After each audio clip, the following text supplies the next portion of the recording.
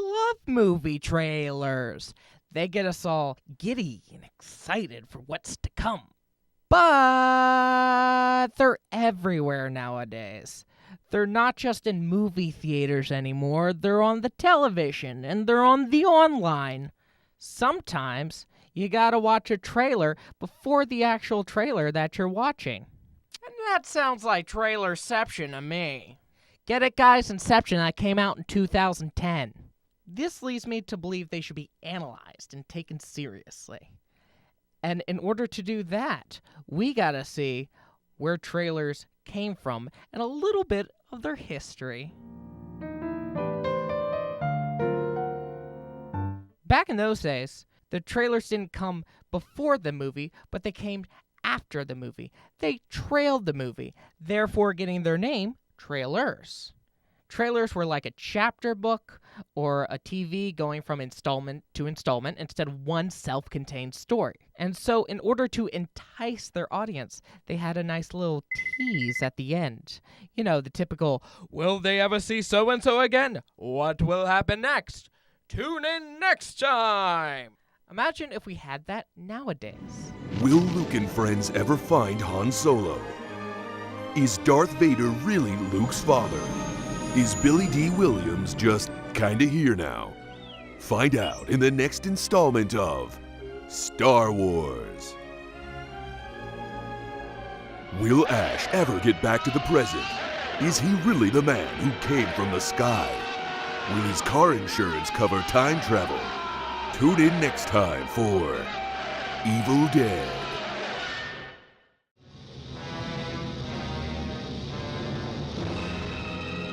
Is Cain really dead?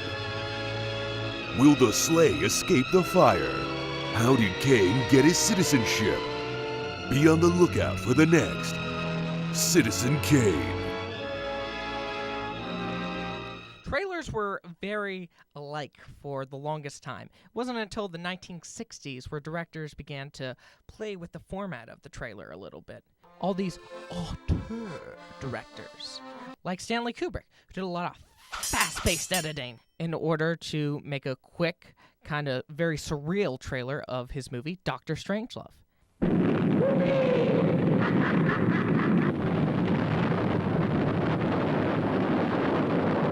Alfred Hitchcock did sort of a similar thing where he just kind of walked along his movie sets and didn't really show much of the movie, just kind of talked about what happened.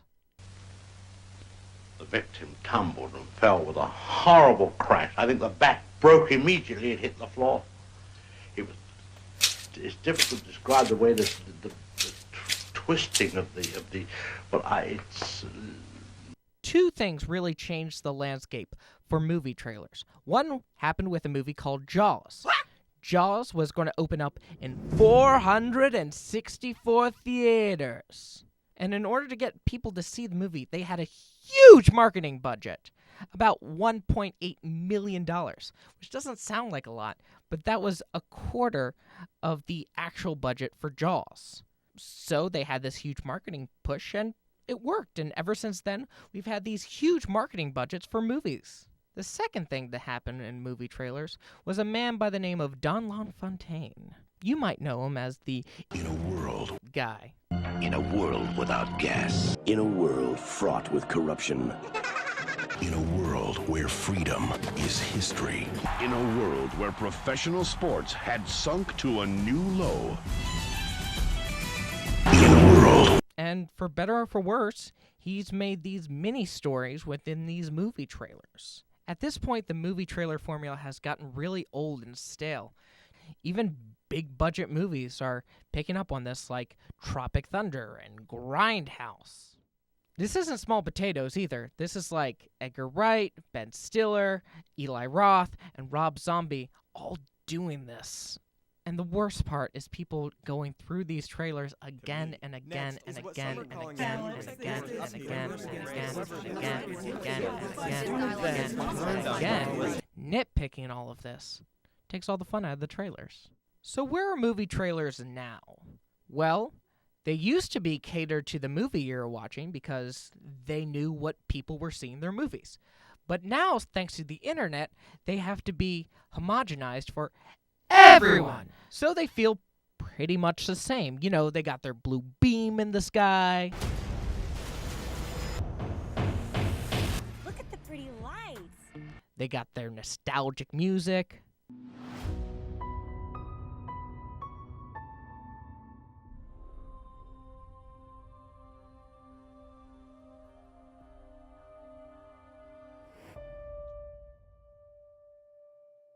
Evacuate the island. She's a highly intelligent animal.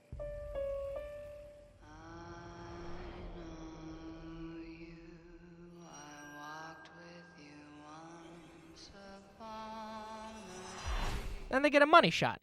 You know, maybe a joke or something you may be familiar with. How can a woman possibly fight in this? Fight? We use our principles. Well, you've been busy. We had a little help. Chewie, we're home. I give you your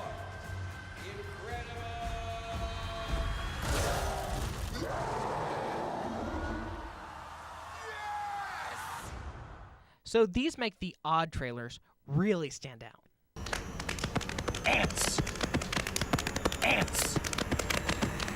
Ant-Man! Ants. So there are some common criticisms when it comes to modern-day movie trailers. One I often hear is that they're misleading, but that's not necessarily a bad thing. Cabin in the Woods marketed their movie as sort of a generic horror movie when people who've seen the movie know that it's so much more. But you got a slow character study such as Drive, marketed as his Fast and Furious clone. This kid is special. I've never seen anything like it. You put this kid behind the wheel, there's nothing he can't do. One woman even sued over this. So there's this line between making people want to see your movie or, false advertising. But people got to remember these studios are spending just as much on the marketing of these movies as the production of them. So they can't really afford to take risks. They got to go with what they know. Now, this goes a little beyond movie trailers, but I think it's worth talking about. Sort of the excessive amount of marketing that comes with this, such as billboards, TV spots, and brand deals that I'd rather not say. Because I'd have to pay for them. And normally these are huge franchises too, such as Marvel, Star Wars, Harry Potter. Is Harry Potter still a thing? My philosophy is less is better. People already know there's a new Star Wars movie coming out. So I think it's just going to be a lot easier to give them a little taste, just a little bit. So when they get the full meal, it'll be quite satisfying. Another common criticism is people say, hey, you put a lot of information in there. That's too much. I don't want to see the movie anymore. I kind of got to agree. Movies like Terminator Genesis. Not machine. Not man. I'm more. Or GoldenEye. And this time, 007 is facing the ultimate enemy. The man who knows him best. Hello, James. What an unpleasant surprise. 006. These are all movies that would be so much better if we didn't see, the twists coming. Leave a little mystery like Scooby-Doo. Ruh-roh. Fucking horrible. I know we'll catch that feeling. Now I want to talk about some personal gripes I have with trailers nowadays. Notably, the trailer event. My God, I hate that. I hate the trailer events. These are essentially like a 10-second tease in order to hype you up for a 2-minute tease. These are the worst. I don't want to have to sit through the Super Bowl or Jimmy Kimmel's Dead Eyes in order to see 2 minutes of Spider-Man. And you know what? At the end of the day, social media buzz doesn't necessarily translate into people going to the movies. Remember Ghostbusters? I remember.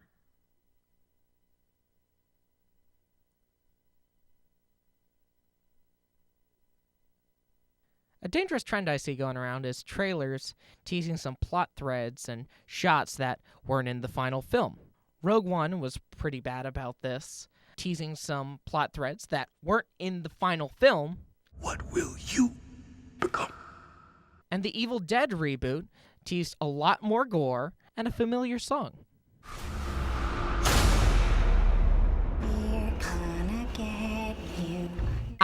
is like a music to my ears. So these trailers aren't really fulfilling their promises. People aren't seeing what they wanted to see, and I expect we'll see a lot more lawsuits like the Drive one in the future. So, what have we taken from all of this? Well, in my personal opinion, once again, my personal opinion is that movies need to be semi-honest with us nowadays. I also think less might be a little better. Also think that we shouldn't make huge events out of trailers. Let trailers be trailers. An excellent example of all of this is the first Logan trailer. The first Logan trailer focused on the character, it had a definitive tone, and it was a kick-ass movie in the end. And when was the last time a Wolverine-centric movie was bad? It's something unpredictable, but on your end it's right. Thank you so much for watching, everybody. I hope you laughed. I hope you learned a few things. A lot of people I want to thank. The Patreon supporters for Almost Adults. You guys help us. You keep us going. Thank you so much for your support. Mr. Alex Keel did some of the writing with me on this, so thank you so much, Alex. He's a very smart guy. John Claude, my partner in crime, who I also do the Almost Adults podcast with, he did the intro animation music, so give him a follow. Jesse J. Jones did that amazing intro animation that you saw along with the music, and Rice Pirate did the voiceover for those serials that you heard. We are already working on the second one, so just follow my Twitter for all of those updates. And, you know, the usual like, comment, and subscribe is always appreciated. And if you enjoyed it and you feel so inclined, share it around with your friends and buddies. I was really proud of what it came out to be, so have fun. Do whatever you want. But share it around if you want. But more likely than not, share it around. Okay, yeah, bye.